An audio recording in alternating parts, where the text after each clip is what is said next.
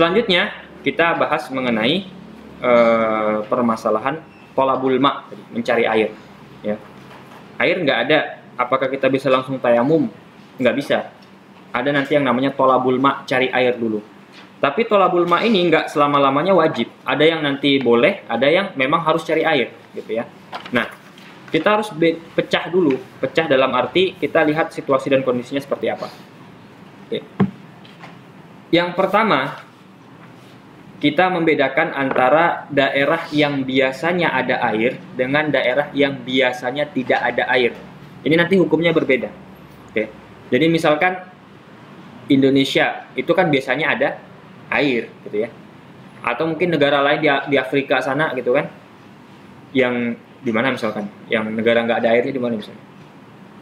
Yang kesulitan air, jarang air, misalkan di Afrika biasanya kan seperti itu.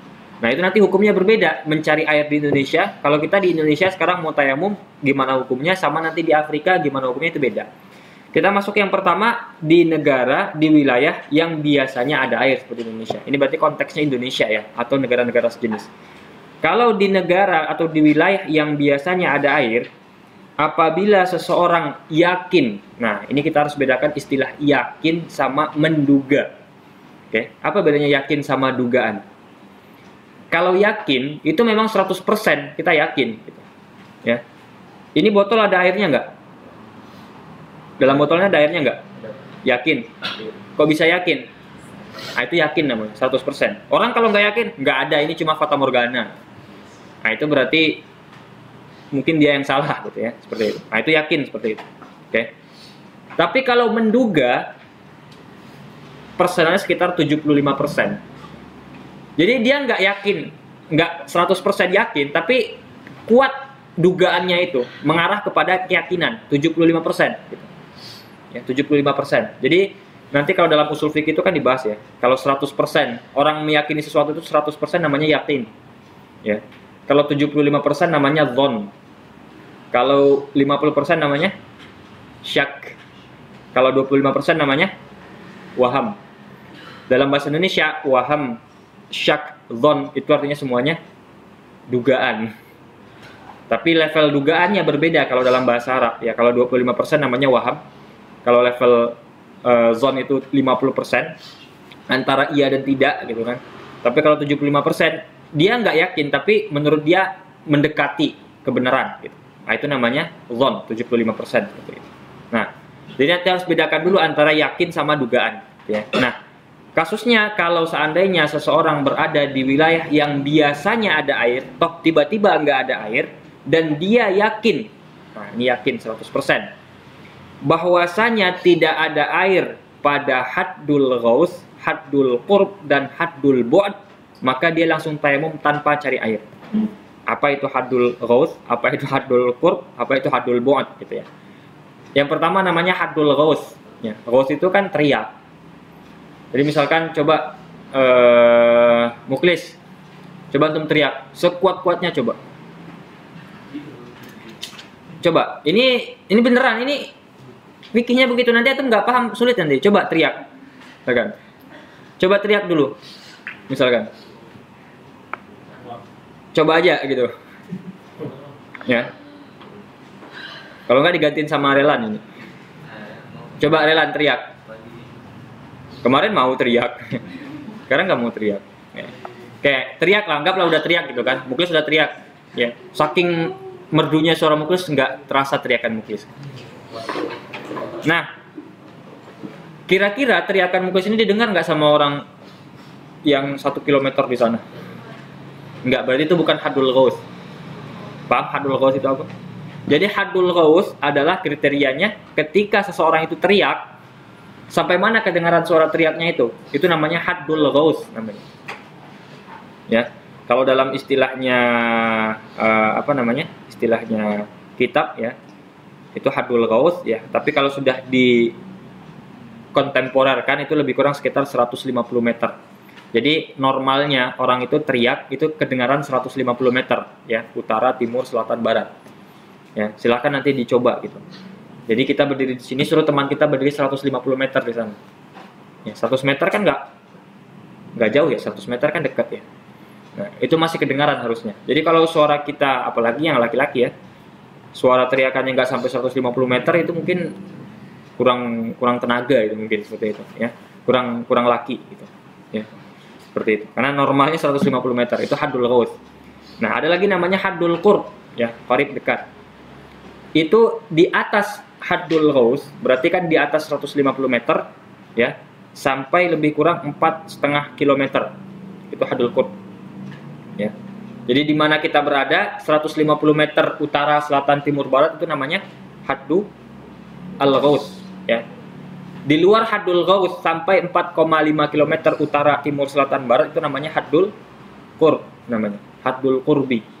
Oke. Di atas 4,5 meter itu namanya haddul bu'di namanya. Oke. Jadi bedakan itu dulu kalau mau bahas mengenai cari air ya. Jadi mencari air itu nanti ada di haddul ghaus.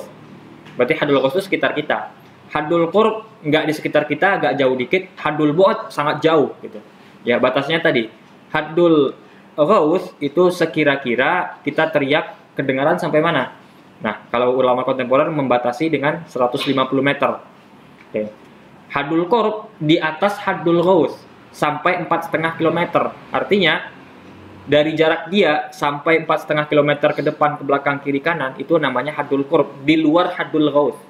Oke, di atas haddul qurb namanya haddul bu'd namanya, haddul bu'di. Jadi kalau ada air 5 km dari kita namanya haddul bu'di. Kalau ada air 3 km dari kita namanya haddul qurbi. Ya, kalau seandainya ada air 10 meter dari kita gitu ya, itu namanya haddul ghaus. Jadi ini kalau misalkan di sini ada air berarti namanya kita ada air di mana haddul ghaus sudah ada gitu ya. Seperti itu. Nah, kembali ke kasus tadi. Jadi kalau seandainya seseorang berada di wilayah yang biasanya ada air dan dia yakin bahwasanya di haddul ghaus, di haddul qurb dan di haddul bu'd tidak ada air. Oke. Maka dia langsung tayamum tanpa harus cari air. Oke. Jadi mau tayamum langsung boleh. Ya, nggak perlu cari air. Ingat, yakin 100% yakin. Nggak diyakin-yakinin ya. Yakin, memang benar-benar yakin. Ya, seolah misalkan kita menjatuhkan sesuatu, yakin nggak antum jatuh nih? Ini kunci. Kalau dilepaskan jatuh nggak? Yakin. Nah, seyakin itu antum dengan air. Yakin nggak? Yakin. Kalau misalkan yakin nggak ada gitu di haddul ghaus, haddul qurb, haddul bu'd, maka langsung tayamum tanpa cari air. Ya, karena yakin tadi kan seperti itu. Meskipun kenyataannya mungkin ada, tapi karena kita yakin ya berubah hukum seperti itu. Tapi kalau mau cari ya silahkan gitu kan. Ya kalau kita mau cari berarti kita nggak yakin namanya. Kalau yakin itu pasti kita nggak bakal cari. Oke. Nah, berikutnya kalau dia berada masih di wilayah yang masih biasanya ada air ya, dan dia yakin ada air di haddul ghaus. Ya, jadi dia yakin, ini masih yakin dulu ya. Dia yakin ada air di haddul ghaus. Jadi masih 150 meter itu ada air. Jadi dia mau ke kamar mandi, wah kok air mati gitu. Saya mau sholat zuhur ini. Tapi kayaknya di rumah saya aja yang mati, tetangga hidup. Itu kan haddul ghaus. Berarti dia yakin ada air di haddul ghaus gitu kan. Nah, ketika itu dia tidak boleh langsung tayamum tapi harus cari air dulu di haddul ghaus gitu. Jadi sekitar 150 meter dia cari tetangga, teriak-teriak ya. Jadi memang begitu caranya. Ya, hal hunaka ma gitu kan. Ada air enggak di sana gitu. Air gitu. Ya, jadi begitu teriaknya. Jadi orang paham, oh ini enggak ada air di rumahnya. Ya, atau mungkin ya kita minta ke tetangga gitu kan. Pak, di sini air mati apa enggak? Enggak mas, oh ya udah berarti bisa di situ. Jadi kita nggak bisa langsung tayamum kalau kita yakin ada air di haddul ghaus dalam jarak 150 meter, yakin kita ada air di sekitar kita itu, maka dia tidak boleh langsung tayamum tapi harus cari air dulu. Oke. Berikutnya, kalau dia yakin ada air di haddul qurbi, ya yakinnya air memang ada, saya yakin ada air tapi mungkin di atas 150 meter, gitu ya, di atas 150 meter. Sama dalam hal itu masih haddul qurbi ya, berarti masih 4,5 km, masih aman gitu ya. Dia tetap harus cari air dulu baru boleh tayamum, nggak bisa langsung tayamum ya. Jadi nggak bisa kita nggak ada air tayamum nggak bisa gitu. Jadi kalau kita yakin ada air di haddul ghaus, cari air, di haddul qurbi juga cari air. Nah yang ketiga baru kalau seandainya kita yakin ada air di haddul bu'di, air ada tapi baru ada di haddul bu'di, berarti ada orang datang gitu kan. Di sini air mati ya? Iya. Oh, saya tadi dari wilayah sana, jaraknya sekitar 7 km dari sini, ada air. Nah, itu kan yakin. Oh, ada air, berarti di mana jaraknya? 7 km, haddul bu'di, gitu kan. Nah, kalau seandainya sudah di haddul bu'di, ini nanti ada sedikit pertentangan, tapi kita ambil jalan gampangnya saja. Intinya, kalau sudah di haddul bu'di, baru yakin ada air, maka dia boleh langsung tayamum tanpa mencari air ke haddul bu'di itu. Ya, karena bu'd jauh, gitu ya. Kenapa demikian? Kita jangan membayangkan 4 km zaman sekarang. 4 km zaman sekarang itu dekat, ya, karena ada motor. Zaman Nabi yang 4 km mau pakai apa? Gitu. Ya, mau pakai onta, gitu kan? Ontanya aja nggak minum karena air nggak ada kan? Nah, gitu. Nah, itu makanya nggak bisa menggunakan hadul bu'di ini untuk cari air seperti itu. Nah, tapi kalau dugaan, nah jadi beda lagi kalau dugaan. Kalau dugaan ada air di haddul ghaus, kita nggak bisa langsung tayamum. Jadi kalau di haddul ghaus, ya, asal menduga saja, nggak perlu yakin, asal menduga, kita harus cari air dulu. Nggak bisa langsung tayamum, menduga syaratnya. Ya. Beda lagi kalau yakin nggak ada air gitu ya. Nah, kalau di haddul qurbi, kita menduga ada air, maka boleh langsung tayamum. Kalau di haddul qurbi saja sudah boleh langsung tayamum, apalagi di haddul bu'di, maka sudah boleh langsung tayamum. Jadi kesimpulannya, kalau seseorang berada di wilayah yang biasanya ada air, ya, dan dia yakin tidak ada air di haddul ghaus, haddul qurb dan haddul bu'd, maka dia langsung tayamum. Kalau dia yakin ada air di haddul ghaus, cari air dulu baru tayamum. Kalau dia yakin ada air di haddul qurbi, dia cari air dulu baru tayamum. Kalau dia yakin ada air di haddul bu'di, dia langsung tayamum, nggak perlu cari air, menurut pendapat yang kita ambil. Kalau dia menduga ada air di haddul ghaus, maka dia tidak boleh langsung tayamum, tapi cari air dulu. Kalau di haddul qurbi dan haddul bu'd dia menduga ada air, maka dia boleh langsung tayamum. Oke. Yang kedua, baru kalau biasanya tidak ada air di wilayah yang biasanya tidak ada air, itu beda lagi kasusnya.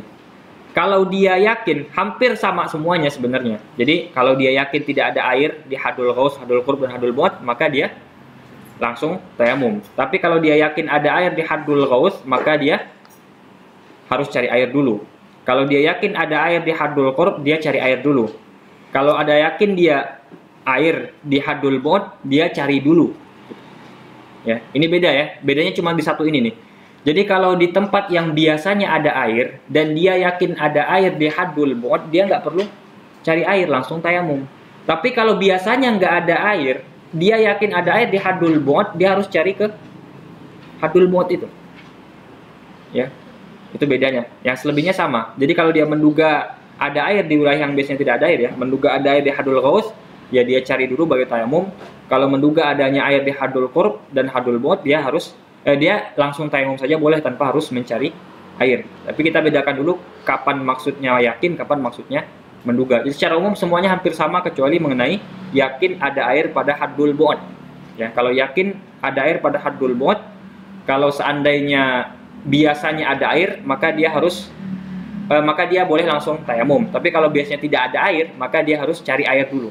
Karena pada dasarnya kenapa kok makin sulit? Sebenarnya bukan makin sulit, karena biasanya dia nggak ada air.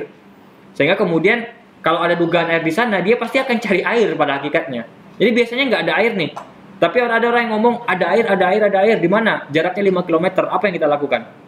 Ya pasti kita ke sana. Kenapa? Karena biasanya nggak ada air. Gitu. Cobalah hidup nggak ada air. Gitu. Di mana 10 km pun kita kejar ke sana. Karena kita butuh sama air. Gitu. Makanya hukumnya berbeda. Beda sama orang yang biasanya ada air. Gitu. Nah itu makanya hukumnya dipisah semacam itu. Baik. Wallahu a'lam.